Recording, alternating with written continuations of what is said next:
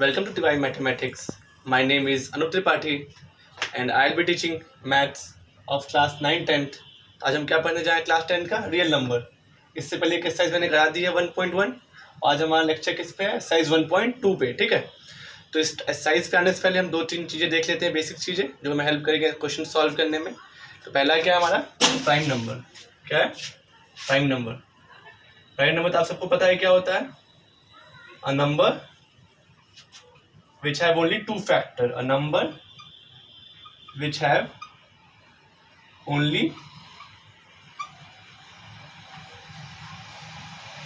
two factors, मतलब वो सिर्फ दो चीजों अपने टेबल में आता हो नंबर और वन के टेबल में आता हो। जैसे मान लीजिए टू, तो टू किसके टेबल में आता है, वन के टेबल में आता है और टू के टेबल में आता है। थ्री वन टेबल में आता है और थ्री टेबल में आता है। Which have only two factor, that is one and itself. तो हम क्या बोलते हैं, प्राइम नंबर। प्राइम नंबर हो गया। अब आते हैं किस पे, कॉम्पोजिट नंबर पे।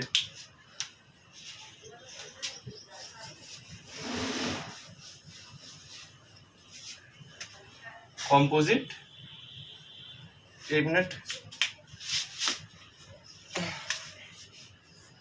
Composite number.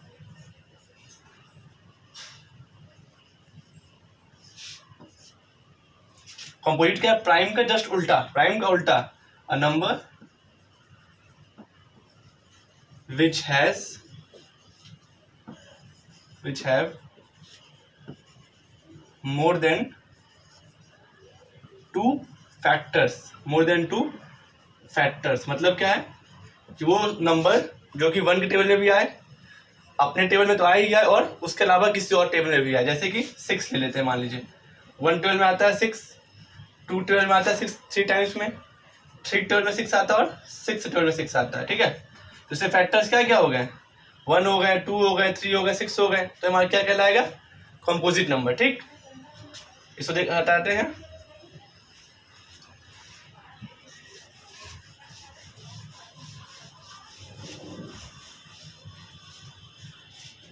Fundamental theory of arithmetic, fundamental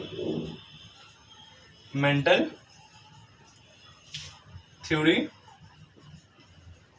of arithmetic. Fundamental theory क्या कहती है कि every composite number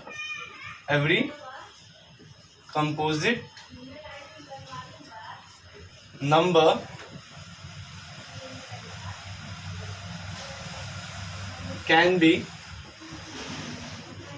be expressed as product of prime number, product of prime number। मतलब क्या हुआ, सपोज सिक्स है, सिक्स हमारा क्या कंपोजिट नंबर है, पिछली बार पढ़ चुके। तो सिक्स हम कैसे लिख सकते हैं, two into three, two into three. Two क्या होता है, प्राइम नंबर, थ्री क्या होता है, प्राइम नंबर। मतलब किसी कंपोजिट नंबर को हम कैसे लिख सकते हैं, दो प्राइम नंबर के मल्टीपल में, प्रोडक्ट ऑफ प्राइम नंबर। ठीक है, ठीक है, इसको इरेज करते हैं।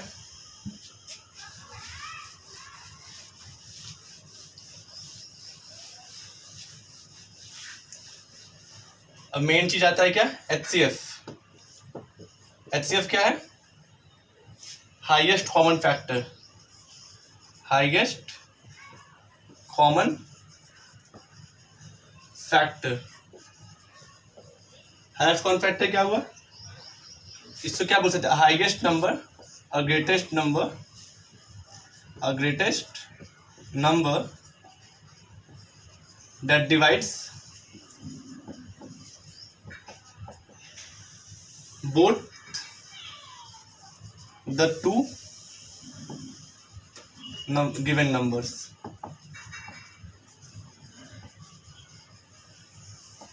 एग्जाम्पल लेते हैं, सपोज कि 27 और 18, इनका एचसीएफ में चाहिए किसका, 27 और 18। ठीक है, एचसीएफ कैसे निकालेंगे, 18 का निकालते हैं, 2 9। ठीक है, फिर थ्री टेबल में, थ्री बार में, थिक टेबल में, वन बार में। अब क्या बचा 27, 3 टेबल में 9 बार में, 3 टेबल में 3 बार में, 3 टेबल में 1 बार में, क्या लिख सकते हैं? सो 18 को क्या लिखेंगे? 2 इंटू 3 इंटू 3। 27 को क्या लिखेंगे? 3 into 3 into 3। Highest common factor, common क्या है इसमें? कॉमन 3 है, फिर कॉमन 3 है, तो इस कॉमन से 3 आ गया, यहाँ से ये 3 आ गया, मतलब 3 इंटू 3 9।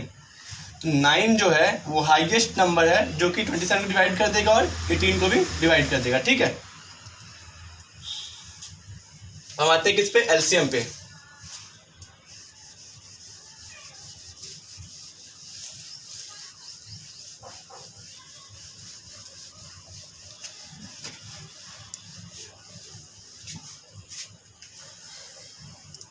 एलसीएम, एलसीएम क्या कहलाता है हमारा?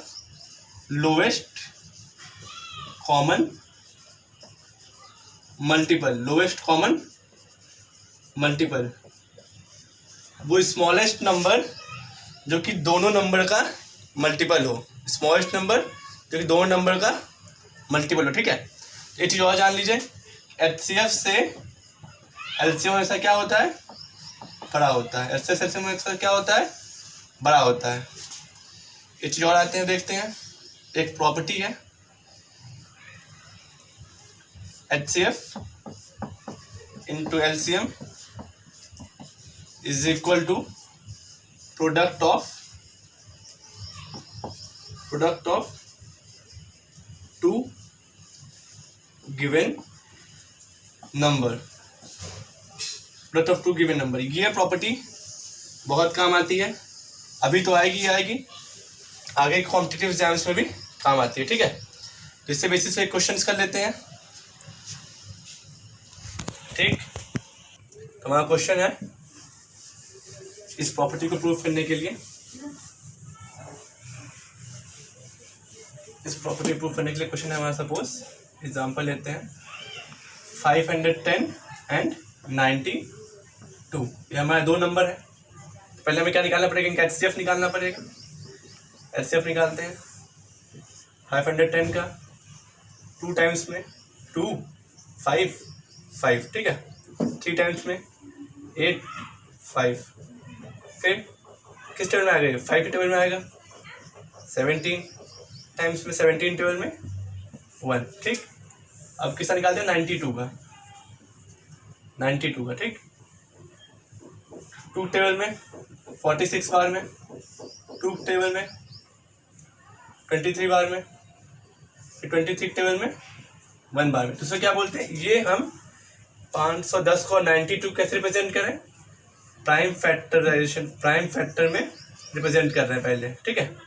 प्राइम फैक्टर में इसको रिप्रेजेंट कर देंगे, मतलब 510 इज इक्वल टू क्या लिखें? 2 इंटू 3 इंटू 5 इंटू 17, ठीक है।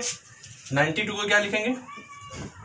2 इंटू 2 इंटू 23, ठीक। कॉमन क्या है इसमें? 2 है। कॉमन क्या है? 2। तो जो कॉमन निकलेगा वो क्या कहलाएगा? एचसीएफ। क्या कहलाएगा वो? एचसीएफ, ठीक है। अब एलसीएम के लिए क्या एडवाइस करेंगे हम कि नंबर्स को आप किस में लिख लीजिए? एक्सपोनेंशियल फॉर्म में। किस में? एक्सपोनेंशियल फॉर्म में। इस एक्सपोनेंशियल फॉर्म तो कुछ हो नहीं पाएगा।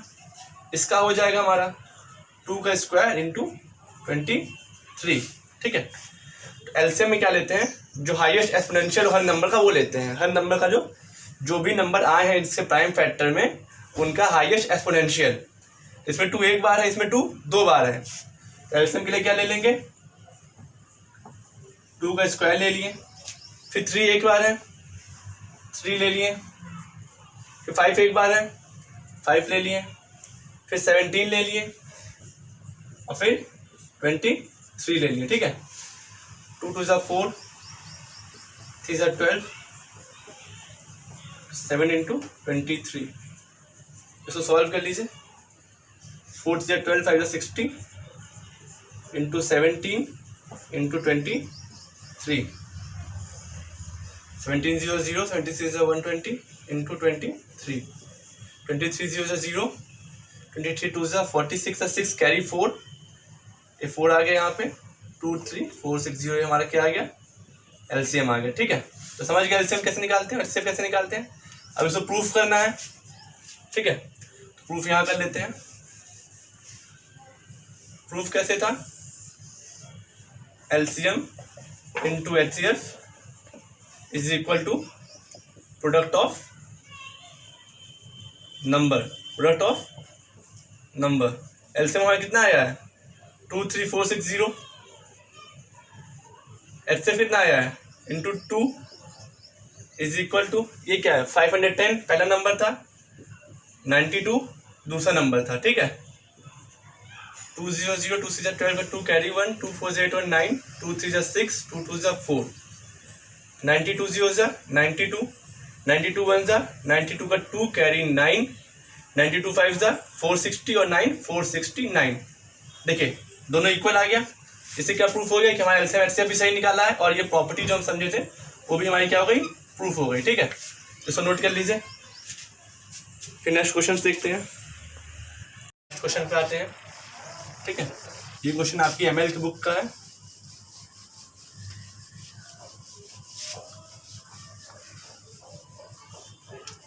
क्वेश्चन क्या है, कैन टू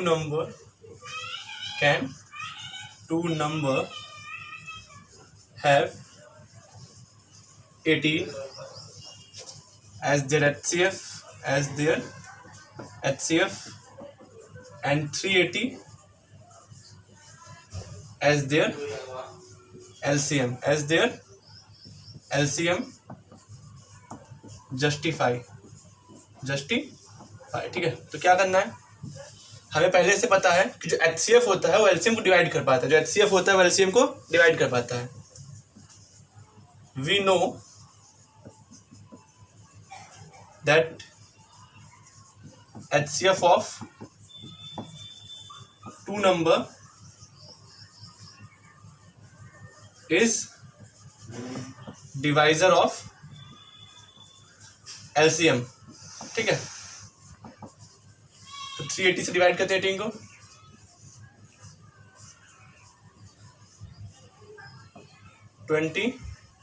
डिवाइड करते हैं, मान लीजिए यहाँ पे 380, 2 टाइम्स में 36, 2 बचा 0, 1 टाइम्स में 18 क्या बचा 2, रिमाइंडर 2 बच गया, मतलब कंप्लीटली डिवाइड नहीं हो रहा है, डज नॉट डिवाइड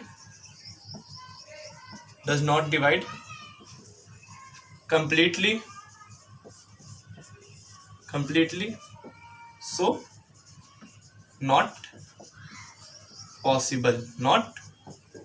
possible। ठीक है, आते हैं नेक्स्ट क्वेश्चन पे, इसे रेस करते हैं।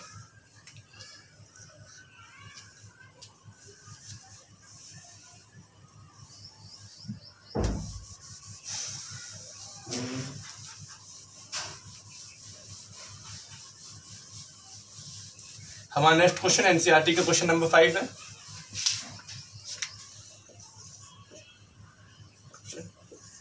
Check whether 6n can end with digit 0 where n is any natural number, n is any natural number। Natural number में क्या होता है, जो 1 से स्टार्ट हो और चलता जाए, मतलब all counting numbers are natural number. तो सॉल्यूशन देखते हैं। सपोज 6 नेचुरल नंबर 1 रखते हैं तो 6 आ जाएगा, 2 रखते हैं 6 × 6 36 आ जाएगा। ठीक है, एंड में हमें क्या चाहिए 0, एंड में हमें क्या चाहिए 0 चाहिए, तो 0 सिंस एट द एंड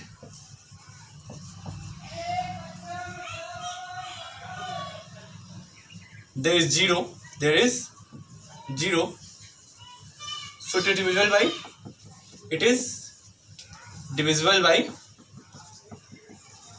10। 10 से डिवाइड होगा, डिवीजन रूल कहता है 10 से ये डिवाइड होगा। तो 10 को हम कैसे लिख सकते हैं, 10 को लिख सकते हैं 2 × 5। 10 को कैसे लिख सकते हैं 2 × 5। और 6n को कैसे लिख सकते हैं, 6 को लिख सकते हैं 2 इंटू 3 6 की पावर n। ये कैसे लिखे हम? By fundamental theorem of arithmetic, by fundamental theorem of arithmetic. ठीक है, तो देखिए 6 से कॉमन फैक्टर 5 नहीं है, क्वेश्चन इरेज कर देते हैं, स्पेस कम है हमारे पास।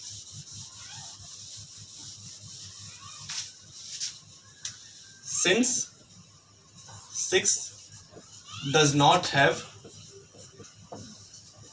5 in its common factor, so we cannot have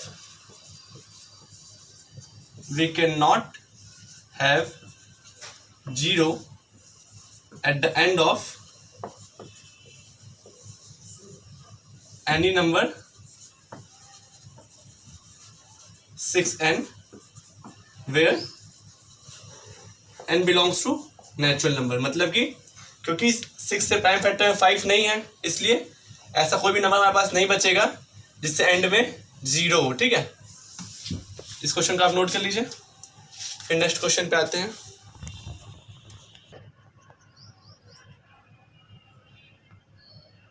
ये क्वेश्चन नोट हो गया होगा, तो आते हैं नेक्स्ट क्वेश्चन पे। ठीक है,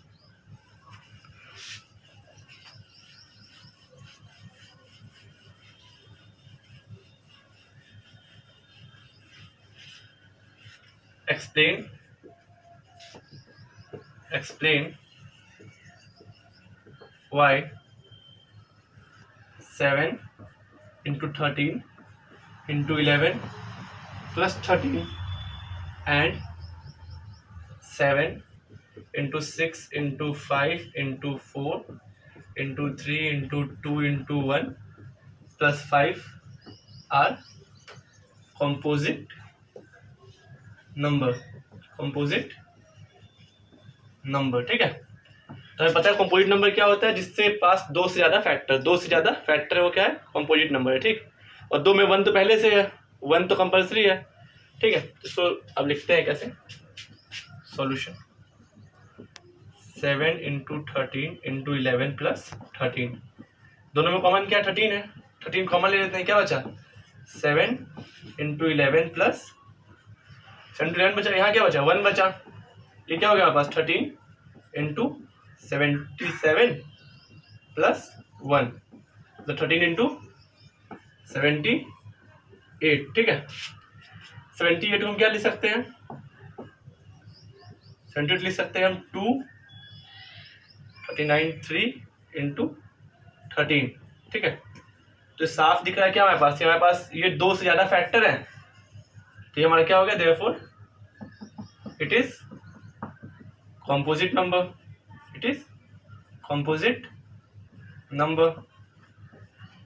वैसे दूसरा चेक करते हैं, अब इसको इरेज कर देते हैं।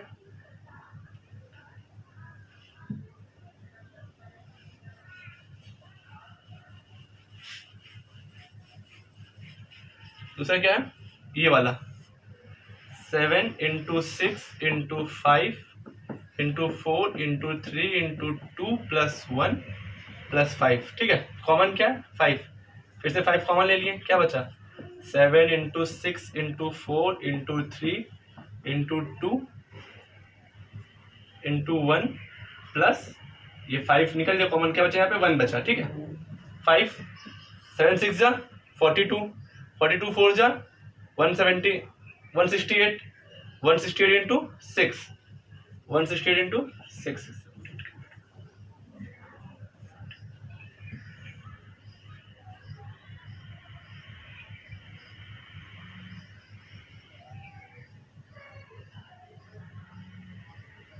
1 5 7 6 42 into 4 3 12 24 plus 1।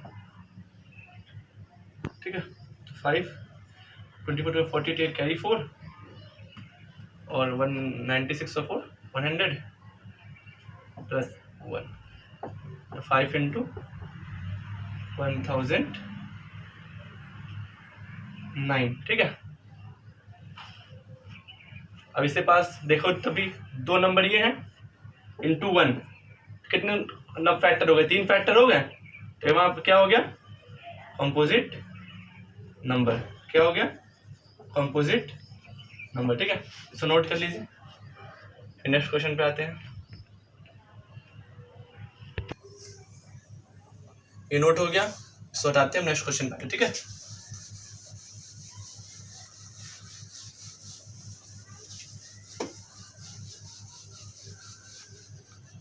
क्वेश्चन क्या है?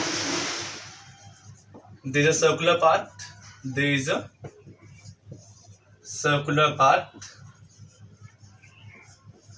around a sport field, around a sport field. Sonia takes 18 minutes to cover that circular path, to cover that circular path,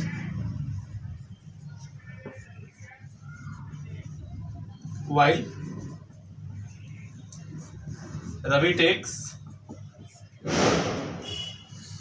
12 minutes to complete. They both started from same point.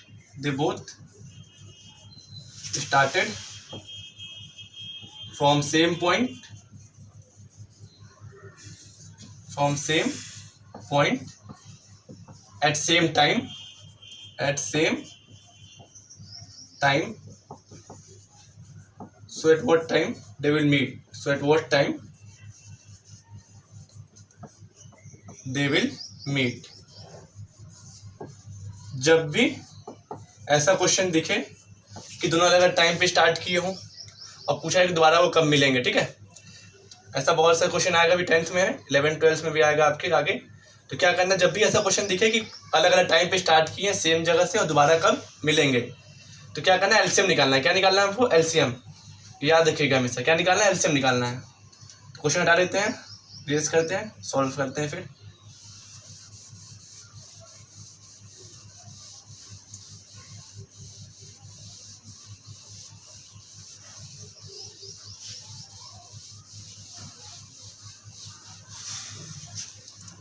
LCM of 18 and 12। ठीक है, 18 का LCM निकालना है truth table में 9 times में, thick table में 3 times में, thick table में 1 टाइम्स में। ठीक है, 12 का निकालना है ट्रूथ टेबल में 6 टाइम में, ट्रूथ टेबल में 3 टाइम्स में, थिक टेबल में 1 टाइम्स में। अब इसे रिप्रेजेंट करते हैं 18 को 2 इंटू 3 इंटू 3, मतलब 2 इंटू 3 का स्क्वायर।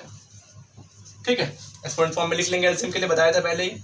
12 को 2 इंटू 3 क्या लिखेंगे? एक्सपोनेंट फॉर्म में 2 का स्क्वायर इंटू 3। फिर क्या बताए थे कि हर नंबर का, हर प्राइम नंबर का जो हाईएस्ट पावर का एक्सपोनेंट हो उसको लिख लेना है। तो 3 के लिए हाईएस्ट कौन सी वैल्यू है? 3 स्क्वायर है, लिख लिया। 2 के लिए हमारे पास कौन सा बड़ा वाला है, बड़ा एक्सपोनेंट? 2 स्क्वायर, लिख लिया। 3 का स्क्वायर 9, 2 का स्क्वायर 4, आंसर विल बी 36। ठीक है, तो हमारा क्या आ गया? LCM. So Sonia and Ravi will meet after 36 minutes। ठीक है, तो ये एक्सरसाइज 1.2 खत्म होती है हमारी यहाँ पे। इसमें एटलीस्ट कंप्लीट सॉल्यूशन है आपके सारे क्वेश्चन से लगभग। और अगर और भी कोई क्वेश्चन है आपके पास दूसरी बुक्स के, तो आप उसको कमेंट पे मेंशन कर दीजिए, उससे आंसर्स मैं आपको सॉल्व करके बता दूंगा। और इस वीडियो को ध्यान से देखिए, अपने सारे फ्रेंड्स के साथ शेयर कीजिए। कोई प्रॉब्लम हो तो ज़रूर पूछिए। Thank you for watching my video.